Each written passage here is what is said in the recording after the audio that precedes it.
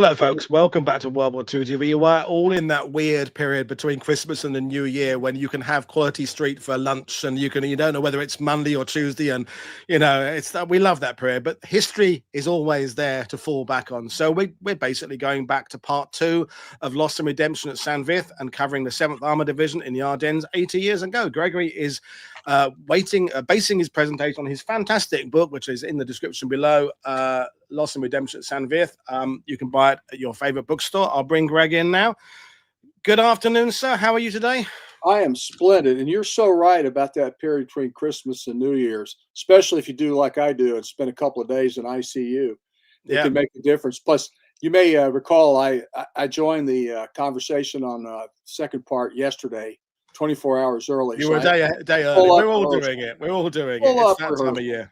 So I want to take a second to review a couple of things and mention a little bit about the way the U.S. Army armor doctrine played out in this kind of a fight. First and foremost, this first overlay is called overlay number 1, and it looks at the situation on 20 December 1944. By then, the 7th Armored Division had arrived in total. It had begun arriving the evening of the 17th of December. By that time, two of the 3 regiments of the 106th Division had already been cut off by the 18th Volksgrenadiers and the 62nd Volksgrenadiers. And just a second to orient everybody here. If you look at they call this the horseshoe defense. If you look at the horseshoe defense at the very top at petty tier is Combat Command R. Then you have Combat Command A. Each of these had 2 battalions working, a tank battalion and infantry battalion. Then down at St Vith is Combat Command B, Clark's Combat Command. And you can see the units banging away at them. Grossdeutschland is in the area. 1st SS had bounced off and gone west. The 18th Volksgrenadiers, the 62nd, the 116th Panzer Division, the 2nd Panzer Division. There's just a lot of folks out there. The 560th Volksgrenadiers. So there's a lot going on. And they're already in trouble. One of the units you see down here is called Task Force Lindsay.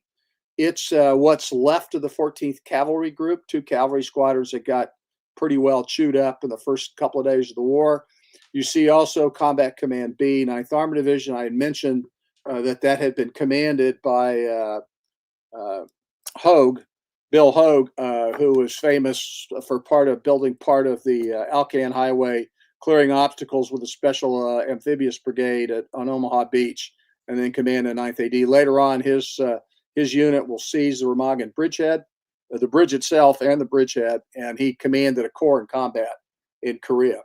So with that in mind, I want to go back to a couple of themes and then lay out something on the way that doctrine worked in the U.S. armor community. First of all, I want to remind everyone that, we're going to talk a little bit more about the kleine Leute. Who are the small guys, the junior officers that Hasso von Manteuffel talked about who are making things happen?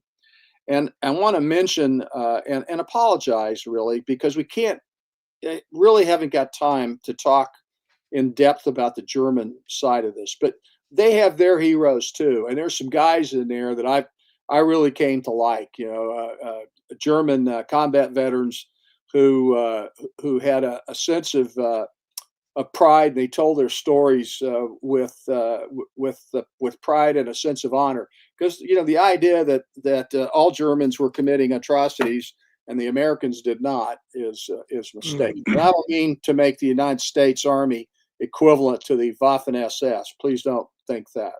But one of the problems the Germans had, and I won't say much about it, except that because the roads are so small and the competition for road space is so high, the Germans succeeded in one of the great German customs, which is the Stau. And anybody that's driven in the Autobahn has been in a Stau. And we're talking about backups along the roadways of miles. In the case of the Joachim Peiper's Kampfgruppe, it was 16 miles at one point. And you have both Model, Army Group B commander, and Hasso von Manteuffel. And on the American side, Bruce Clark at various segments or various points in the battle are actually directing traffic. So this is tough fighting. Anybody that's been in the area knows how compartmented it is. So what I want to say now is a little bit about the way they fought.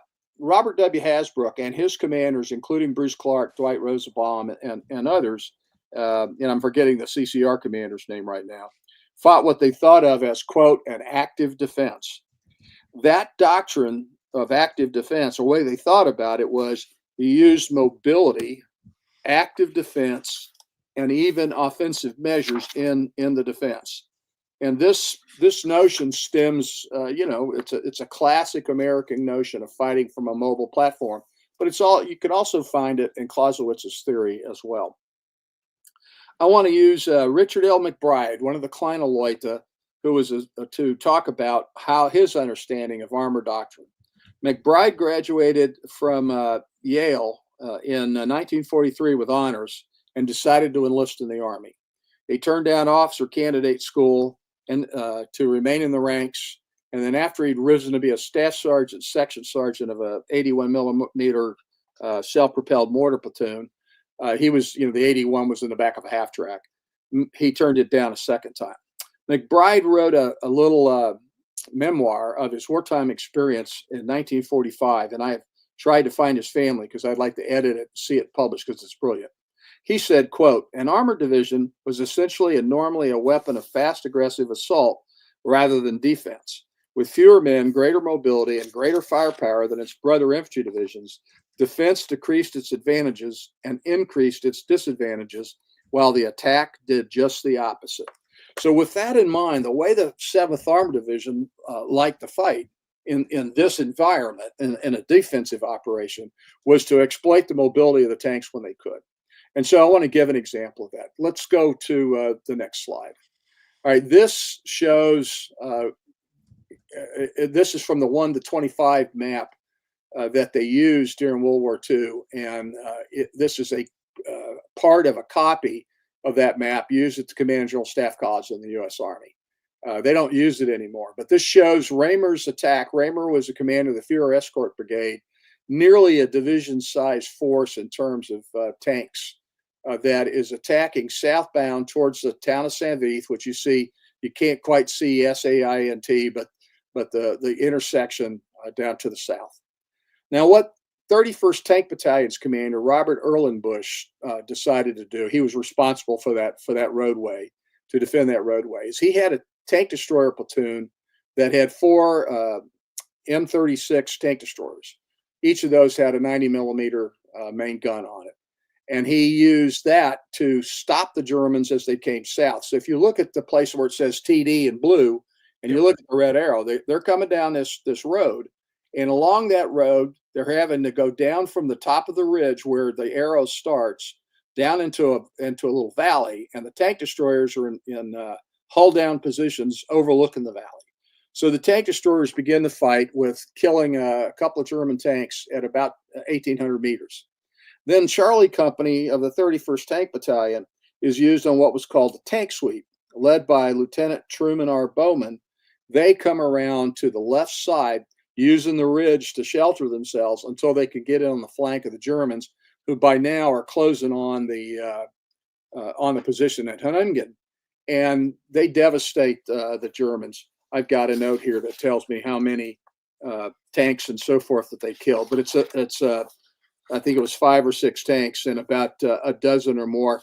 15 enemy tanks were coming down the road, and they killed about half of those tanks. They killed 3 at 2,000 yards, which is pretty incredible. And they drove the survivors off with C Company 31st Tank Battalion flanking the Germans. So what you see in this, and Clark did this routinely, he called it running the racetrack. So what they tried to do was exploit the mobility and the M4 Sherman tank, for all the criticism that people make of it, most of it unfounded, it turns out, or at least unfounded in the opinion of those that fought the tank, was what its mobility was its big advantage, and its second big advantage was its reliability. The German tanks generally had better cross-country mobility, but they were unreliable. They broke down readily. The Shermans did much better. By this time in the war, there were some 76 millimeter main guns in in the U.S. Army. There were none in 7th Armored Division until after they were withdrawn and they were refitted. That was a British innovation, and the 76 millimeter main gun, high velocity main gun, really did a good job. But Robert Erlenbush, with whom I spent a day 40 years ago now, more than that, 50 plus years ago, Erlenbush liked the tank, and he liked the tank because, as he said, if you used it the way it was intended to be used, that is, advantage of its mobility, get on the flanks of the bad guys, then you could do quite well against them. We also knew by then, using ballistic testing, at what range you could shoot and kill the enemy. And it is true, one of your guests here has talked out the M4 is a medium tank, and it was tasked to fight against heavy tanks. Yes, that would be a problem. You had to get on the flanks of the heavy tanks. And the good news for the 7th Armored Division in this fight was relatively few Tigers appeared in the area. Tigers appeared early in the fight, then bounced off heading west. So that observation is a good observation. But the point is, you deal with the weapons that you have, and you adapt and innovate based on what you understand the capabilities of the weapon to be. There's a great book written by David Johnson, a soldier historian and a U.S. soldier historian, called Fast Tanks and Heavy Bombers. And it's about the concepts of the Sherman tank and the B-17 Flying Fortress. The name Flying Fortress was the concept for the airplane. It was going to be a flying fortress that could bomb without escort. That turned out not to be such a great idea. But, the Flying Fortress in the end, we had to adjust. So the 8th Air Force figured out how to use it. Similarly, the Sherman was not designed to fight tanks. It was designed to take advantage of infantry penetration, and then, as a consequence of that, swan around in the back against command posts, soft targets in the rear area. So with that, let's take a pause. I think you have a couple of comments maybe we ought to respond to. Well, Peter O'Connell is saying, what's the point of more armor when no amount of it will stop what they're shooting at you? I mean, the how much armor a tank has can be very, very important, but also depending on what you're doing, as you're reinforcing the idea of mobility. Do you have a reaction to that? I have no argument with Peter's observation. As a tanker myself, I felt like, or I feel like maybe we're on the point where if you put any more armor, for example, on the M1 Abrams or even the Leopard, you're getting to the point where the tank's immobile. We're so heavy it can't be used. Tiger II, for all of its alleged capability, couldn't be used very effectively. Or the Mouse, that huge anti-tank gun. So you're always going to have a debate, I think. In the 70s, it was the gun versus missile debate. Could armor technology increase rapidly enough to keep up with the increasing technology of both guns and missiles? Well, it was a similar problem in World War II. Look at the things that Germans had to do to their tanks. I mean, they're putting cement on it at some point to do that. So Peter's right. These are trade-offs. You have to decide how you're going to fight. And with the concept of the M4 Sherman tank, we took advantage of a British innovation, and the 76 millimeter main gun was a lot better. The M36 anti-tank gun with 90 millimeters was even better. And then we fielded the M26 towards the end of the war with a 90 millimeter main gun. So the point is, the armor doctrine of the United States Army, along with innovation in combat, led to this notion of active defense, which is a defense based on mobility rather than on remaining in position. Yeah, and we know we're dealing with the fact that in the weeks and months before the Ardennes, the Germans had been in a more defensive role, and they will revert to a more defensive role come February 45. This is them at this point now, 19th, 20th of December. They're having to maintain operational tempo. They've got to keep this speed up because their whole plan that we now realize is foolish in many ways, but it relies on speed and aggression and just putting power in. And and I think I guess the last thing they want is a mobile armor coming at them as you're explaining from different directions and moving down. That's the because they're committed to these logging tracks. They're committed to what their plan is. They want St Vith, because if you look at that little bit of map that you can see, there are 3 roads, one heading northwest, one heading due west, one heading southwest. That's why Raymer, and look what direction Raymer's coming from. He's coming from the northwest. Well, that tells you they're farther west than we would like them to be, which is why you have this horseshoe defense. And that's the other point of the horseshoe defense. We have the advantage of interior lines. Now, it's not much of an advantage if you're about to run out of fuel and ammo, which in fact they did. So with that, let's move on to just to catch up a little bit on this is overlay number 3. It shows the situation on the 22nd of December. And now we have given up St Vith. Late that night, they had to give up St Vith, and they have withdrawn. And so the center of the map, where it says CCR, or rather R7, which is Combat Command Reserve 7, is just above the town of Ville-Salme. Now, Ville-Salme is on the Salme River. So now you have the division has withdrawn. Its back is to the river. The 82nd Airborne, under the command of the 18th Corps, has come into the rear area to the northwest of the 7th Armored Division. On their right is the 3rd Armored Division. And so you have armor and infantry both. It's the shoulder, the northern shoulder forming.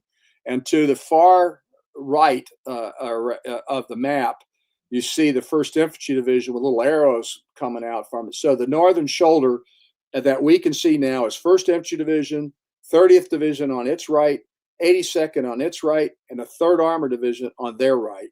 And you have you're almost cut off. Look at where the 2nd SS is. I don't know if you have the means to point anything out. No, I don't know. Have to where the coordinates show the mark 80 and 50, just to the right of that is the 2nd SS.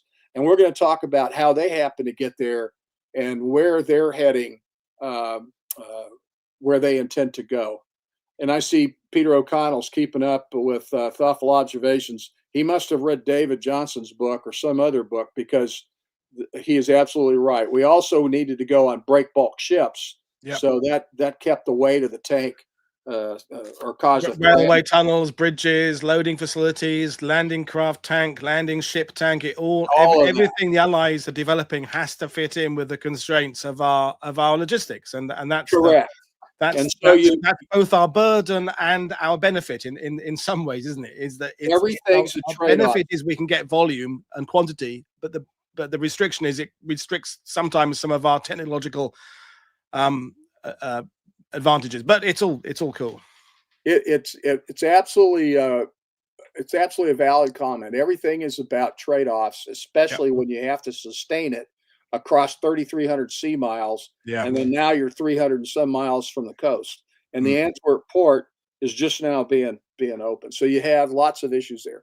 So the point of this overlay is to show that they're in deep trouble now, and so something has to happen. And Ridgway is forced to make a decision. There is Ridgway's original instinct is to have the 7th Armored Division defend in what he called a goose egg, which would be the 7th Armored Division would make a circle, so to speak, an oval in which it would have, pointing out in every direction. Well, obviously, Hasbrouck wasn't enthusiastic about this. But remember, as late as the 22nd, or 21st rather, there are still 2 division commanders in Ville-Salme, Hasbrouck and Alan Jones of the 106th. All he has left is his 424th Infantry Regiment, and the de facto commander of the whole operation by now is Hasbrouck. Ridgway goes down to visit these 2 guys, and he asks, can you guys do this? And Alan Jones says yes. Hasbrouck says no. So Ridgway is left, and I'm shortening the story, but Ridgway is left with a conundrum, who to believe. But he has an ace in his hip. He goes to see his classmate and old friend, Bill Hogue. Hogue is down commanding CCB 9th Armored Division. He gets down there. He, meaning Ridgway, says, hey, we're going to get you out of here, Bill. We're going to take care of that. And Hogue says, How will you do that?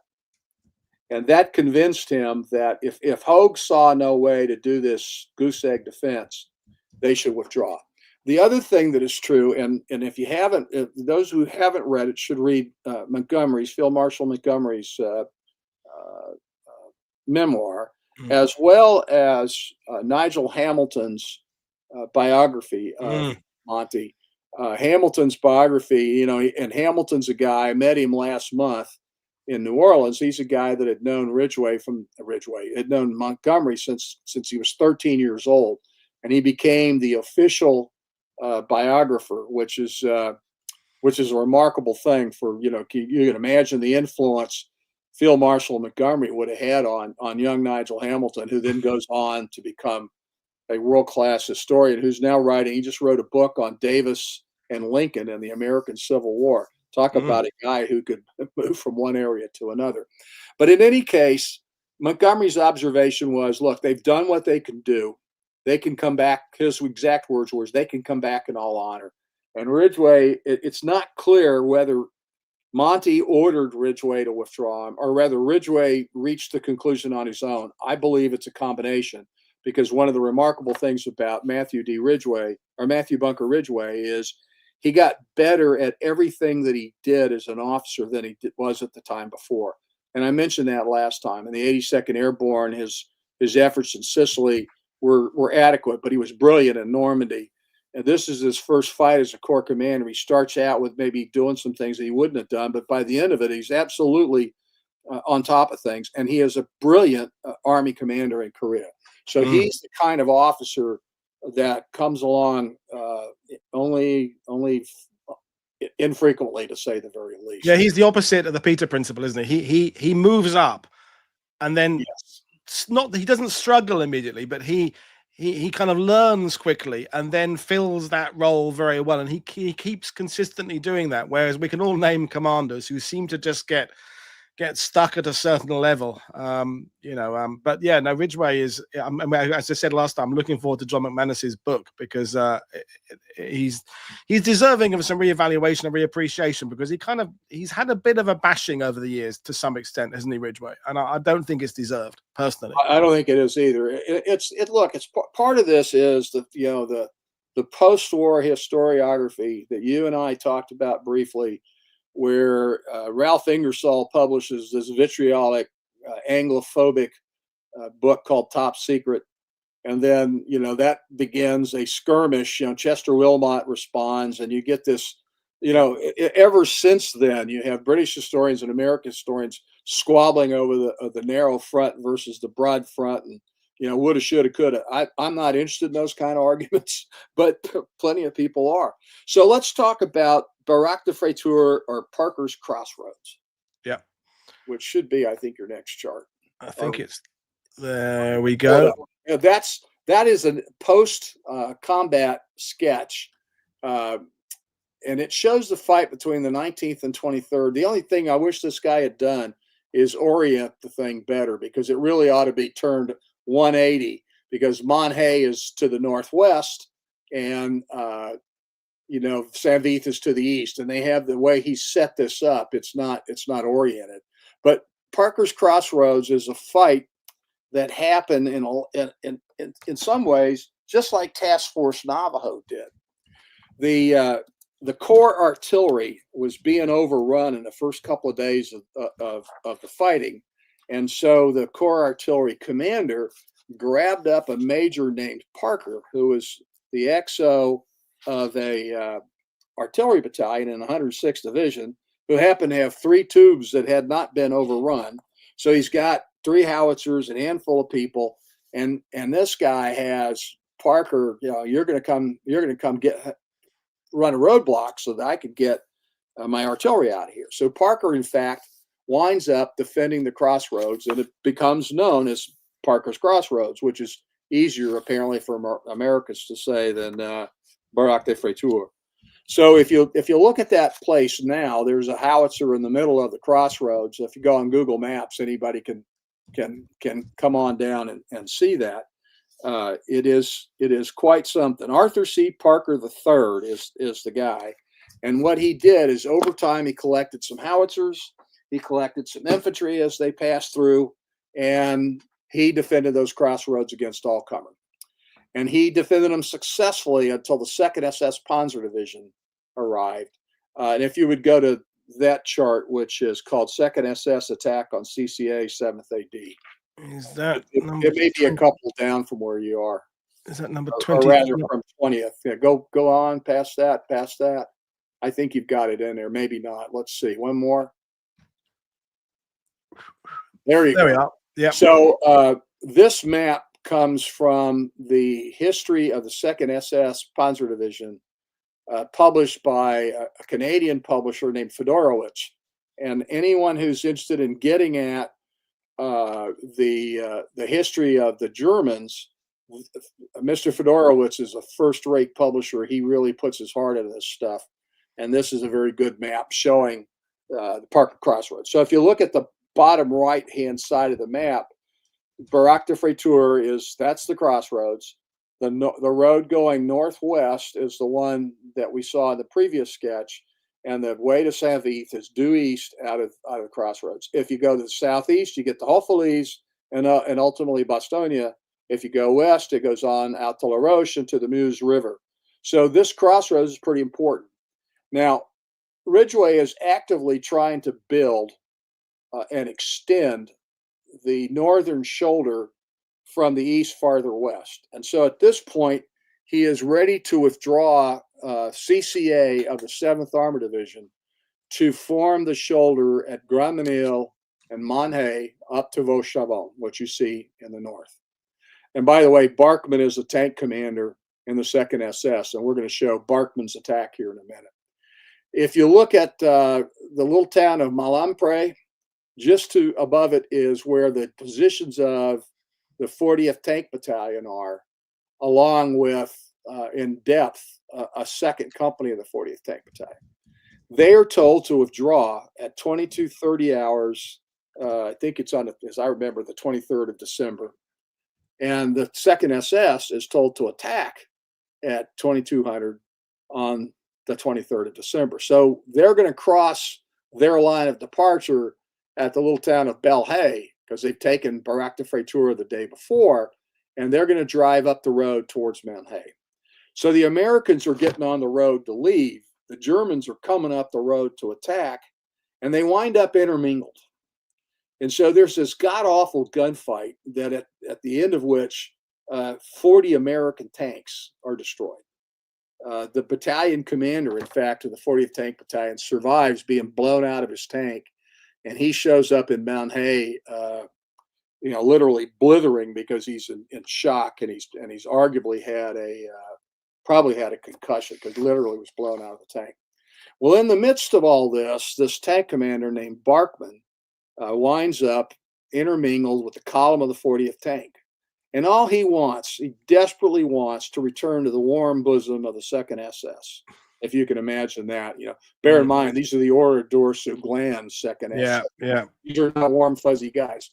So he gets to Monhaye, and an American major realizes this is a German. So this guy drives his Jeep into the intersection, yells halt at Barkman.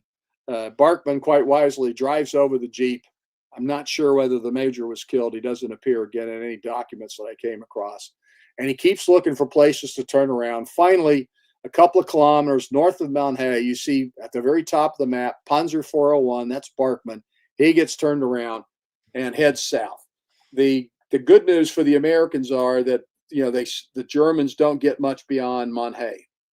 The following day, Ridgway orders Clark, not Ridgway didn't order him, Hasbrouck orders Clark to retake Monhaye. Clark, CCA has been damaged to the point that it's not going to be participating in this attack. So it's CCB again with the 31st Tank, and I think it's the 23rd Armored Infantry, and they're going to come south. They come south on a logging trail. We talked about logging trails, to get at Monhaye from the flank, to find out that their friends in the 3rd Armored Division had mined the trail. So they really the attack really never gets off the ground. And throughout that day, they're trying, they don't get it done.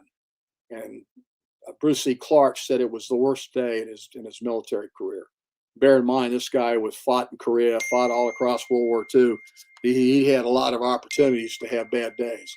The town was finally taken when the 7th Armored Division was reinforced with the 317th Parachute Infantry Regiment, and a battalion of the 317th took it, and they took it with tank support, but the 7th Armored Division just didn't have enough infantry left to retake the town.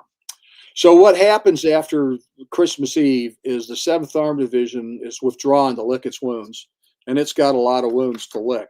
We didn't really get to that last time, so we'll talk about that a little bit, and then talk about the Reconstitution and retaking St Vith. If you would, sir, next chart. That's the losses one, isn't it? Where is that? That's losses. There we go. Yep. So it truly did reach its nadir, and was just too weak to succeed. It lost 110 tanks, and bear in mind they had about 185 or 200 when you add the light tanks, more than 50%. It lost 12 tank destroyers, which they only had the tank destroyer battalion supporting them, and tank destroyer platoons were four destroyers each, so you had 12 times 3 companies, you'd have 36. So that's a big loss. 1,165 killed, wounded, missing. Well, what does that mean? Well, that's 10% of your authorized strength of an armed division. And I mentioned last time that Bill Knowlton, who was eventually commanded B Troop 87th Cavalry, he took over when the troop came out with a first sergeant and 35 guys.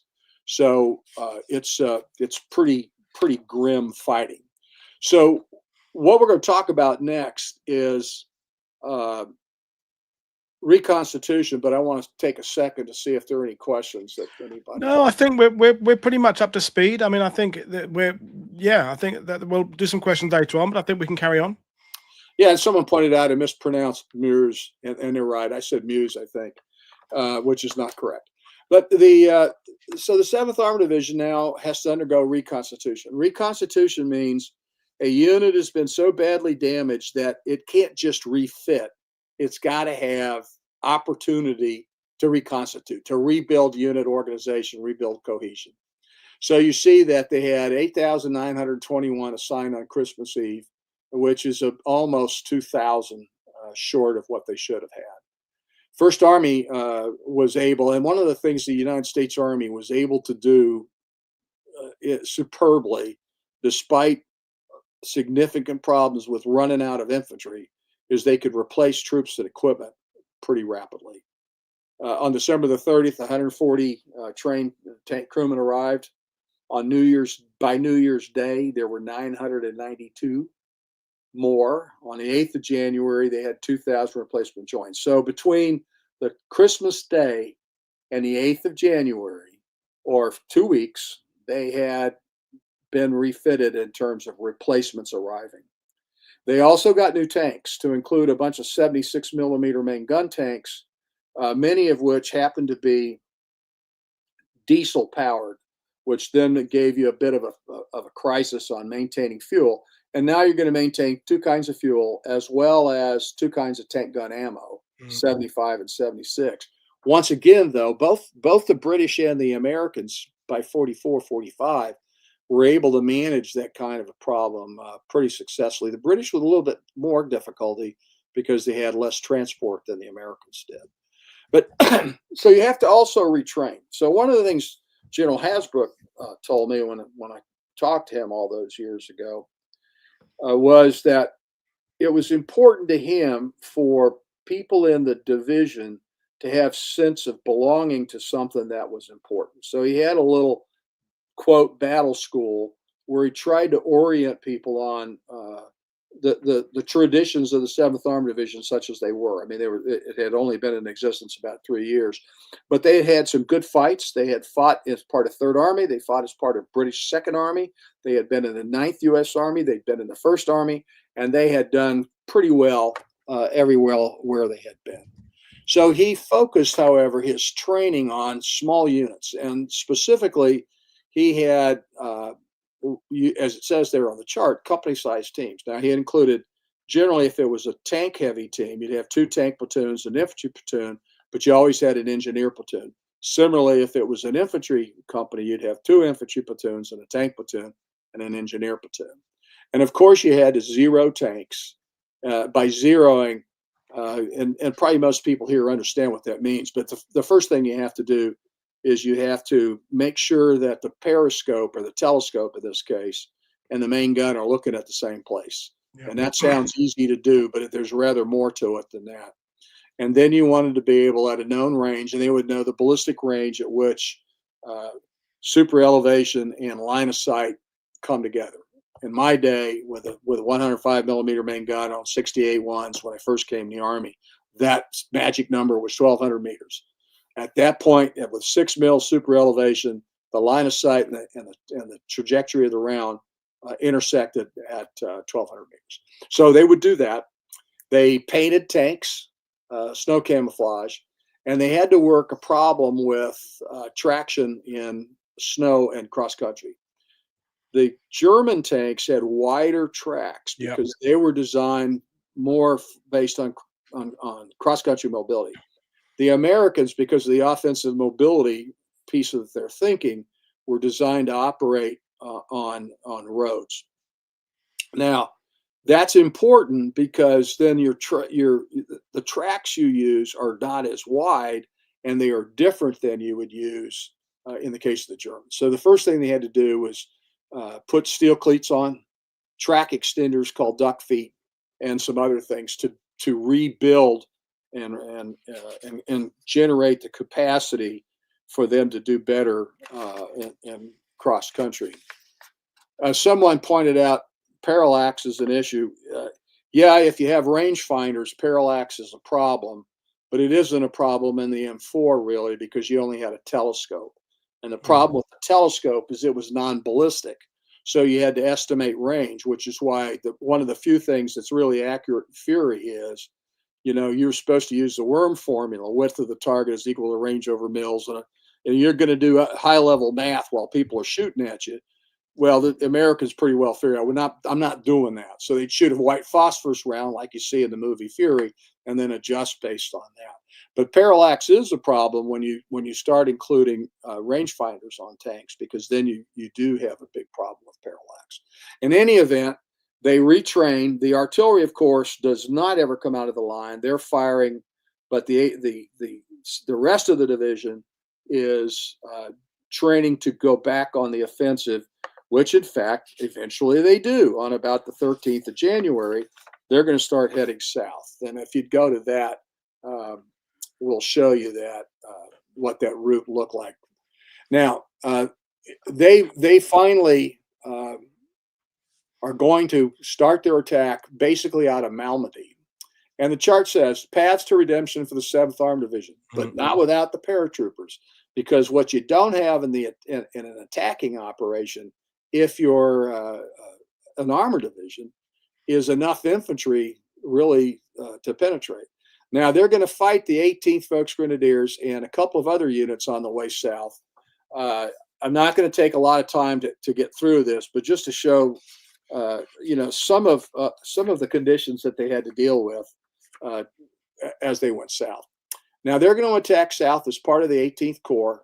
On their left will be the 1st Infantry Division. In fact, at the town of Odenwald, which if we had a map with relief, there's a thing called the Odenwald Gap, where there's a defile through which you go. And similarly at Luneville, and I may not be getting that right either. But as they head south, they had to fight not only the Germans, but the snow, because the snow is quite deep.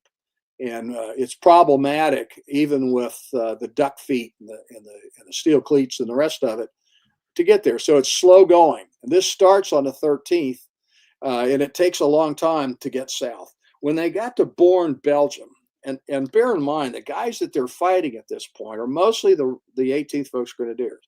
The 18th Grenadiers, along with the 62nd, had been the ones that had destroyed the 106th Division. They're not they're not a veteran division when the fight starts. They're a combination of Silesian recruits and Luftwaffe soldiers who have been, they've been released to be infantry because there's just not enough airplanes left for them to maintain and so forth. We get to Born, Belgium, with CCB 9th Armored Division, and they try to get in, and the Germans stop them. And it's a pretty horrific thing from Clark's point of view.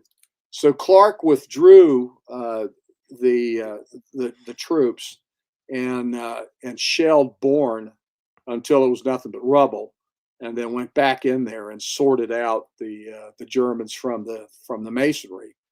Meanwhile, because the St Vith intersection is now important for the Germans as they're withdrawing, Ridgway goes in with medium bombers and levels the town. And so what you find is, over time, the 7th Armored Division eventually, and there's St Vith. The Prummerberg is the tree-covered ridge on the north end of the village of the town of St Vith, and you can see the utility of the place just from the intersection. But you also can see that all the bomb craters are pretty much immediately adjacent to each other. So finally, on the 23rd of December of 1944, the 7th Armored Division retakes St Vith just about exactly 30 days after they lost it. Thus, redemption at St Vith, the other half of the book title. So this photograph shows paratroopers of the 82nd Airborne passing a light tank of the 7th Armored Division on the way back in. The 82nd Airborne's 508th Parachute Regiment was the one that it was involved here. The other thing I'd like to mention is I want to go back to the 517th for just a second. The 517th Parachute Infantry Regiment was originally created as a separate parachute infantry regiment, and it was a storied outfit. It was a really good outfit. Mel Zase was one of the battalion commanders. Zase later on retired as a 4-star general. Very small man. His colleague in command, and I'm having a brain dump, having trouble thinking of his name right now, was a wonderful man, very tall, big guy that I got to know quite well. Dick Seitz was his name. I'm sorry, I almost forgot it. So Dick Seitz and Mel Zase are buddies, and they're on leave in Paris not long before this fight. And Mel Zase announces in a stentorian tone of voice that his buddy Dick Seitz and he can beat anybody up that happens to be in the bar. And as you can imagine, an unseemly bar brawl concluded from there. Seitz's radio telephone operator was a guy named Dave Grange. Dave Grange went to OCS after the war, and he fought the Korean War as a paratrooper and in Vietnam. And when I met him, he was a retired lieutenant general, and we had a lot of great discussions about that fight and what it took, and how the infantry, the parachute infantry, and the armor collaborated, and they collaborated quite effectively. One of the things the armor guys didn't understand is if you called a meeting at the command post, and a new combat command commander had this problem. He called a meeting at the command post, and Seitz showed up late. And he said, "Hey, if I call a meeting, I expect to be here on time." He said, "Well, General, I have to walk to your command post." So Seitz got him a Jeep and a truck. So that not Seitz, the combat command commander got him a vehicle so he could get there, because the airborne were they were literally light infantry. Yeah. So as we draw to a close, a couple of things I would like to highlight, and that is the reputation of the United States Army coming out of World War II. There were a lot of debates about how good it was, or maybe not how good it was. Trevor Depew, who an American Army officer, was one of the leading guys who argued that the Americans didn't do very well, and he attempted to show with mathematical precision. The problem is all of his examples had the Germans on the defense. When the Germans were on the offense against the Americans, we beat them too. So the point is, did we beat them because we were any better than them? Were they better than the Americans? I'm not sure that argument can ever be settled. But when the post-war German argument was, well, the German army of 44-45 was not the German army of 39-40. And as I said the last show, that's true of the Americans too. The Americans also had enormous firepower advantage, and the Germans complained about that constantly, that, we didn't fight fair, we used artillery instead of maneuver. And my response to that is, when invited to a knife fight, bring a gun. Yeah. I mean, you don't fight fair. If you have lots and lots of artillery, you use it. And the third thing is the argument of mobility versus, the Bewegungskrieg is what the Germans call it, the war of movement. That certainly is an effective way to fight. And the German army, led the way in that. But I would argue that the Americans saw the German ante and raised it. And by the end of World War II, we could fight Bewegungskrieg in ways the Germans never understood, never could. And I think that's an important comment to make. So I think I want to add as well the fact that there's a sense of evolution, not revolution, about the Allies in 44-45. As you talked about the addition of the duck feet and things like that, and the gradual upgunning of our medium vehicles, etc., etc. Whereas the Germans, to some extent, keep throwing out the baby with the bathwater, and if something isn't working, they just go back to basics and try and design something new. Whereas the Allies' method of tweaking and constantly improving maybe doesn't sort of draw the headlines, but it actually makes a huge difference in what you can achieve. And you see that with so many types of things, not just tanks, not just the Shermans, but also things like the Mustang and the Spitfire, is that there's constant refinements, and the same with, I guess, with artillery as well. And tank destroyers. There's another example of the Allies never kind of threw the designs away; they just kept on improving. Is that a fair comment? I think so, but I wouldn't want to make too much of it, because in fairness to the Germans, they're having to rebuild. They're having to find a way to manufacture equipment while they're being bombed. That's true. Yeah. Whereas the United States and, the Allies, to some extent, with the United States building things. And there's a great book. I happen to have it right here. It's called "Why the Allies Won." Richard Overy. Richard Overy. And Overy points out that the manufacturing advantage that the Allies had, with the relative sanctuary, even in the UK by 44, as well as in the United States, is an enormous advantage that the Germans never were able to do. And the other thing is, if you think about the idea of blitzkrieg, the German army never had the mobility capability to execute blitzkrieg. The Volksgrenadier Division is not designed for that. It had more vehicles than an American infantry division, but something like all but 200 of those vehicles were horse-drawn. In the American infantry division, were authorized 1,800 vehicles, all gasoline-powered.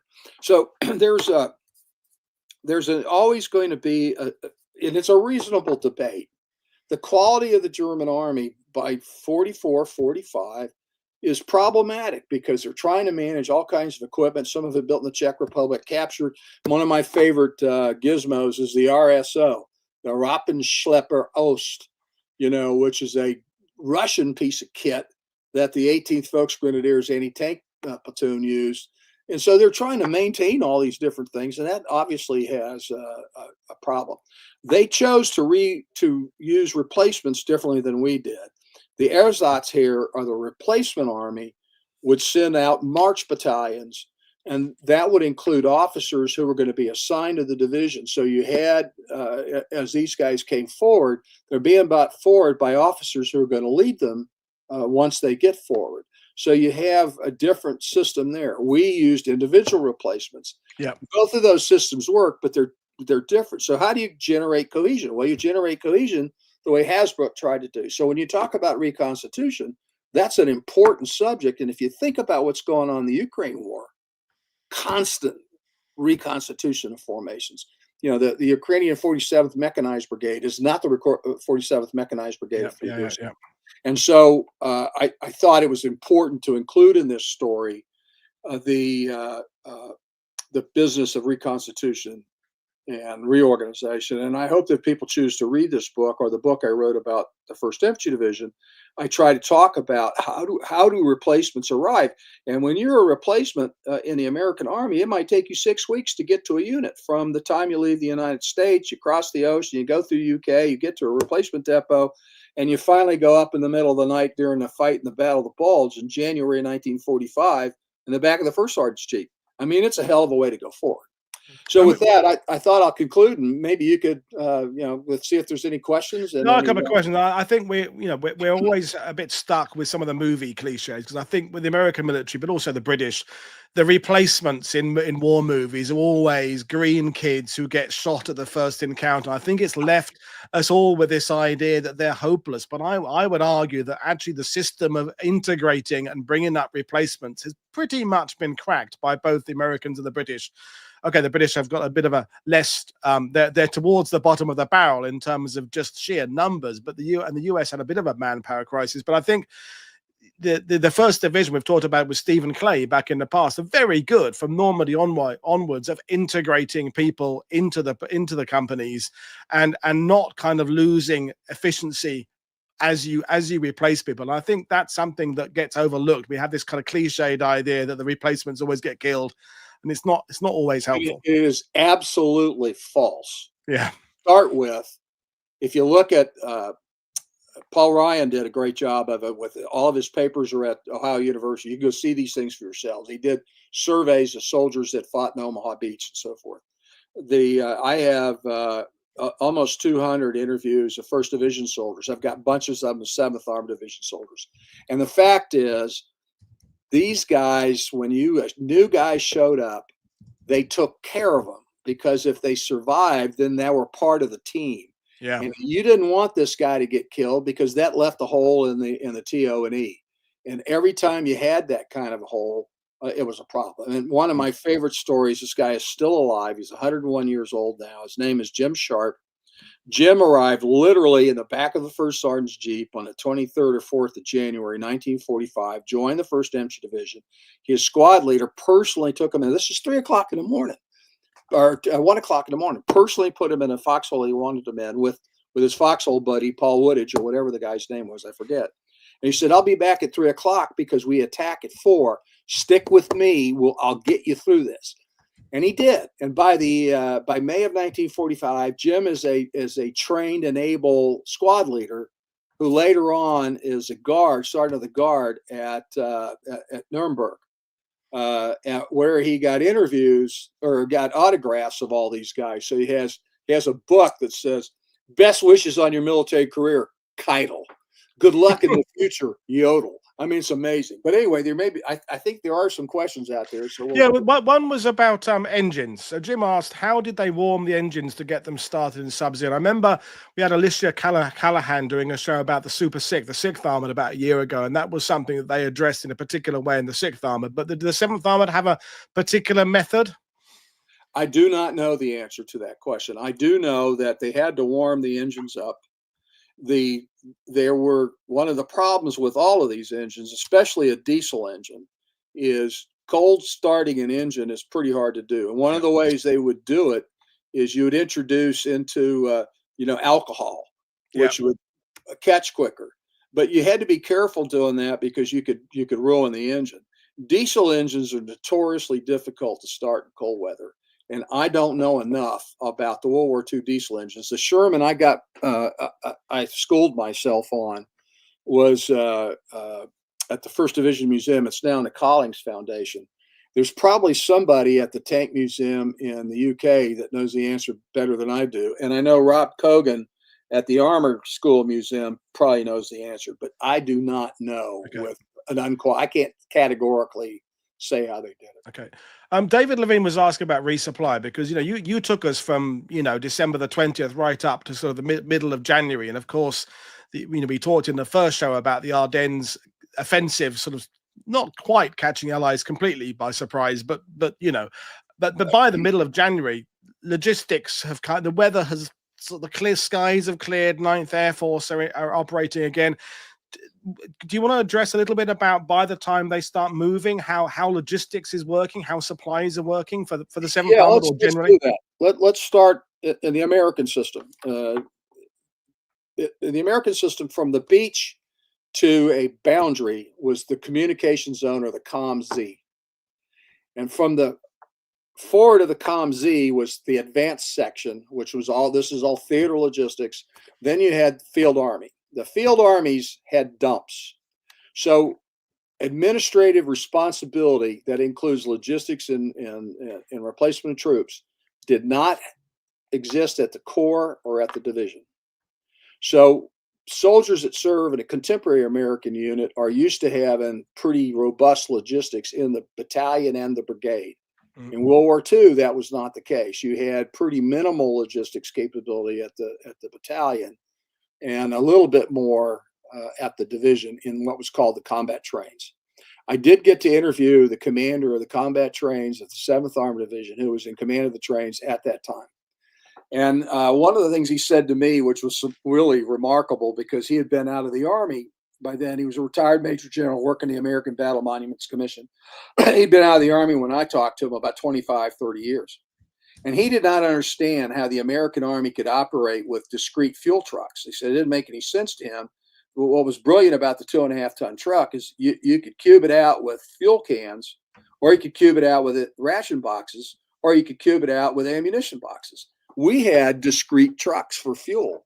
And we had two kinds of fuel when I was, for most of my career, MoGas, or a certain kind of gasoline, and diesel fuel, DF2. And then later on, we went to JP3, because we had multi-fuel engines.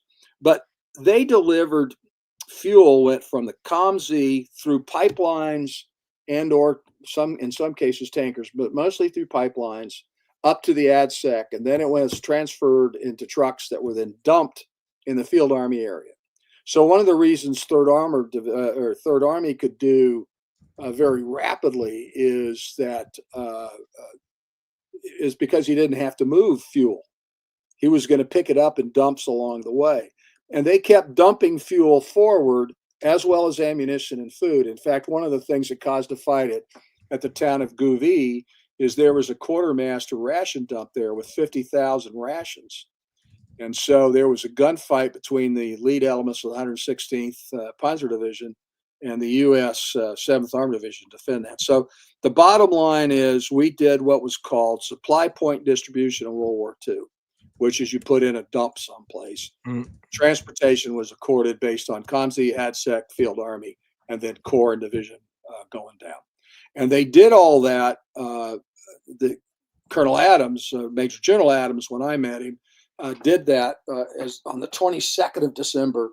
His guys, who were out of communication with the 7th Armored Division, the roads had been cut by Barack de Freiteur, took a column of resupply vehicles with ammunition and fuel around through the rear area on the northern shoulder, through the 82nd Airborne into Ville-Somme, and in fact refueled them.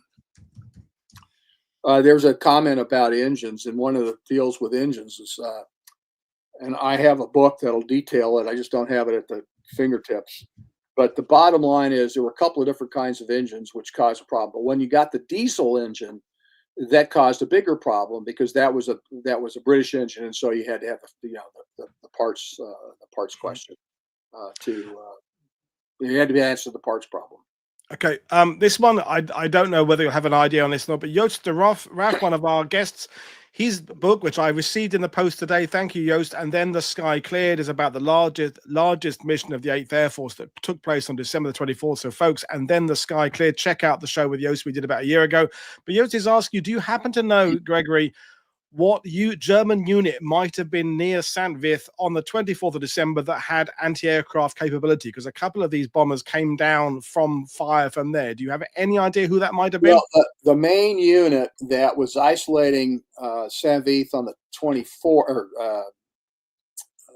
St Vith on the 20th. I was about to answer the question for Bastogne, which is not what was being asked. The 18th Volksgrenadiers and the 62nd Volksgrenadiers had their own internal air defense artillery, but they also had corps air defense. So there were as a minimum, there would have been 20 millimeter and 40 millimeter anti-aircraft. I do not know that there were any, quote, flak guns, which by flak guns, I mean the 88s. Flak literally is a German acronym for Fliegerabwehrkanone, which could have been anything from 20 millimeter up to 88.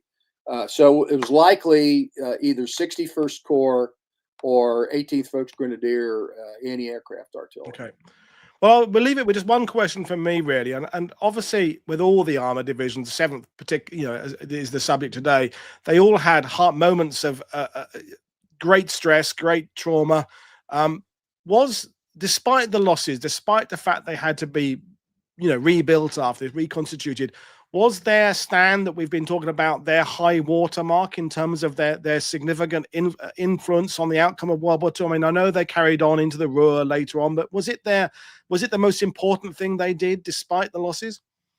I think so. I think it's the thing that they really that would, you could make a case for them to have a unit citation, a distinguished unit citation, or presidential citation.